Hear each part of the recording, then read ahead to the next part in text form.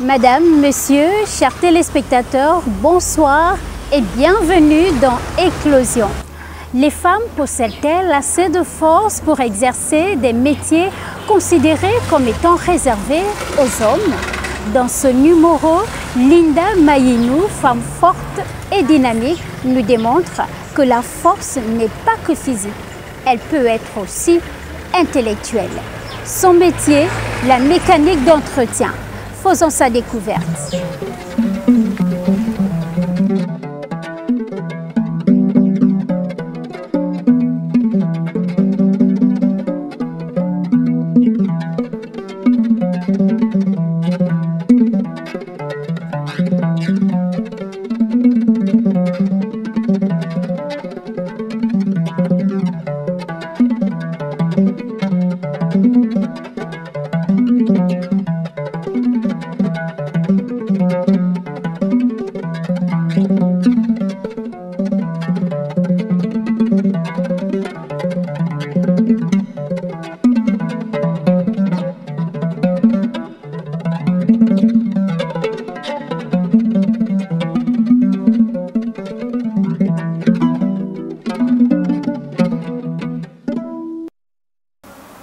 Sur la mécanique d'entretien, bon, c'est une formation que je fais à l'école, à Basile Ondimba.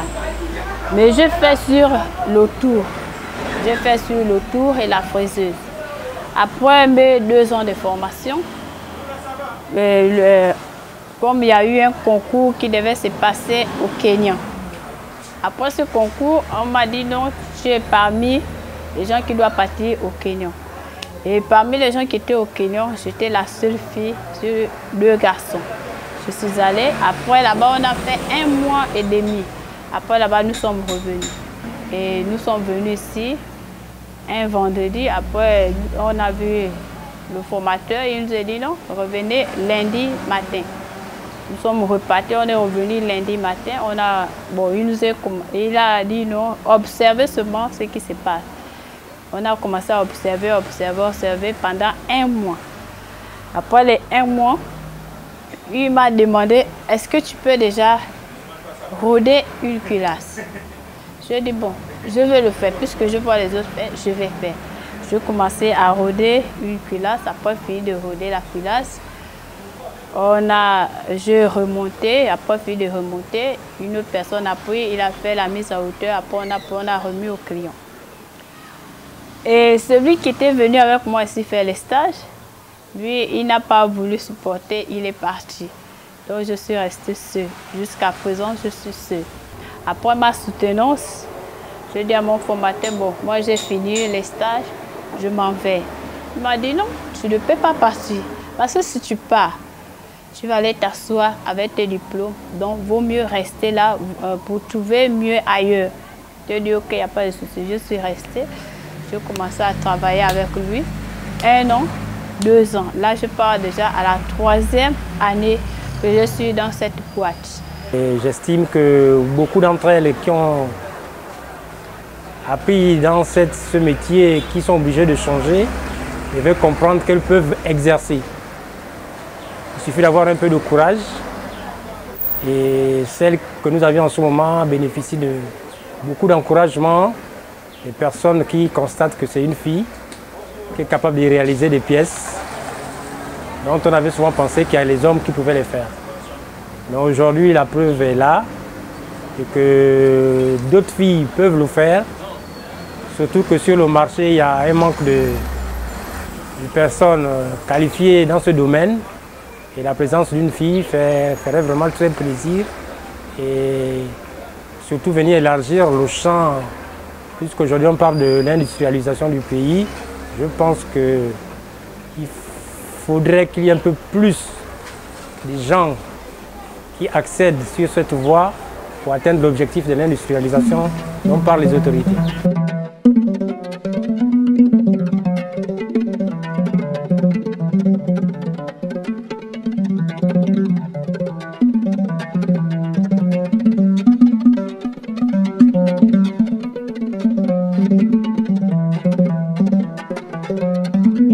Si j'ai choisi ce métier, c'est parce que j'ai vu qu'il n'y a pas assez de femmes dans ce domaine.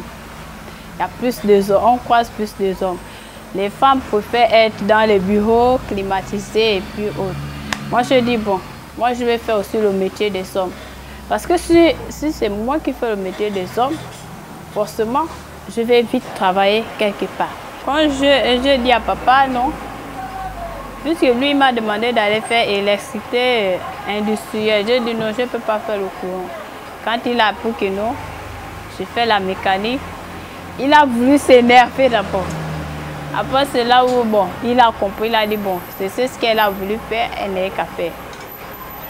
Maman, bon, elle n'a pas trop parlé, elle n'a rien dit. Mais ce sont des sœurs qui ont dit, oh, comment toi tu peux aller faire le métier des hommes? Ça va te faire ceci, ça va te faire cela, comme ça. J'ai dit tout ce que vous allez dire là, moi j'ai choisi ce métier, je vais le faire. Aujourd'hui, ce sont eux qui me donnent raison pour dire, ah, tu as choisi un bon domaine, mes félicitations, on t'encourage à faire ce travail. Moi, ce n'est pas question d'être avec les ongles propres, machin, non. Moi, ce qui m'intéresse, c'est faire ce travail. Lorsque tu aimes ce travail, tu dois le faire avec amour. La priorité, ce n'est pas un problème de force, c'est un problème de volonté et d'engagement. Et lorsqu'on a la volonté et l'engagement, la force peut suivre.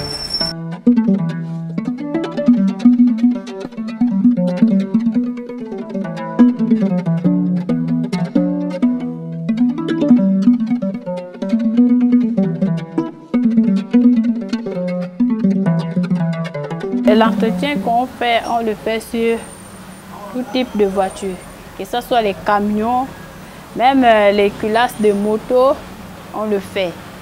On travaille aussi sur ça. Quand l'autre arrive, il pose la question, qui travaille ma pièce? Oh non, c'est cette dame. Ah ok, d'accord, il n'y a pas de souci. Si c'est elle qui travaille ma pièce, il n'y a pas de souci, je vais la faire confiance. Il y a d'autres qui sont étonnés, il y a d'autres qui sont émus.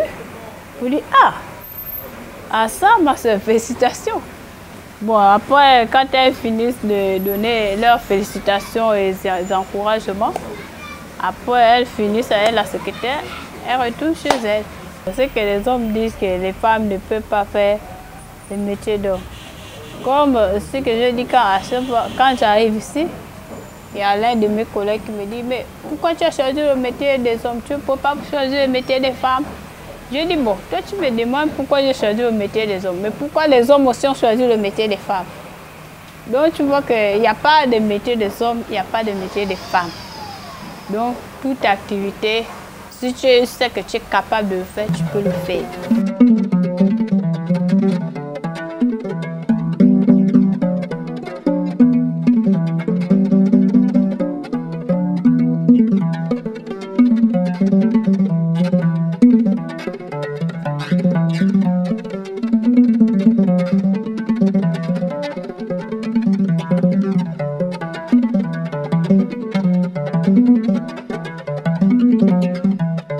Le pire souvenir, ça dit, quand tu sais que tu as bien travaillé la pièce, tu remets au client.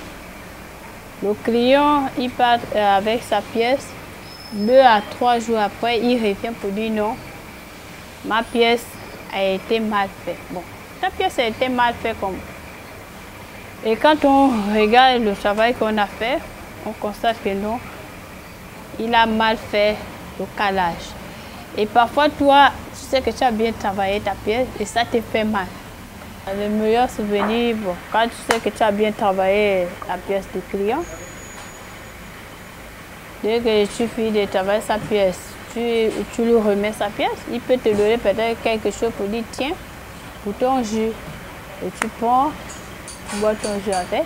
Le seul conseil que je peux donner à mes soeurs, c'est-à-dire de ne pas boire que non, c'est le métier des hommes, parce que ça salit les doigts, parce que tu serais sale. Moi, après ce travail, quand je finis de m'habiller, je finis de me débarbouiller, je pars à la maison. Personne ne doit savoir que là, je suis en train de faire la mécanique. Si moi-même, je ne le dis pas. Mais sauf les gens qui te voient faire ça, quand vous vous croisez quelque part, il va te dire, oh, c'est pas toi que je viens à la télé là-bas. Tu dis, si, c'est moi. Oh, mais tu t'es déformé là. Je dis oui. Mais je sais que les jours à venir, mais je ne serai pas forcément avec lui.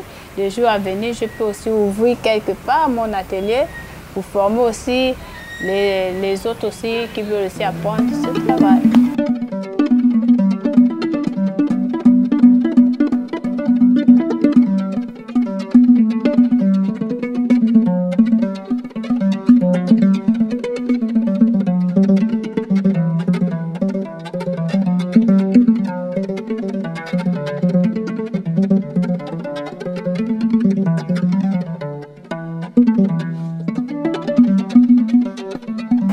La mécanique d'entretien est une action préventive.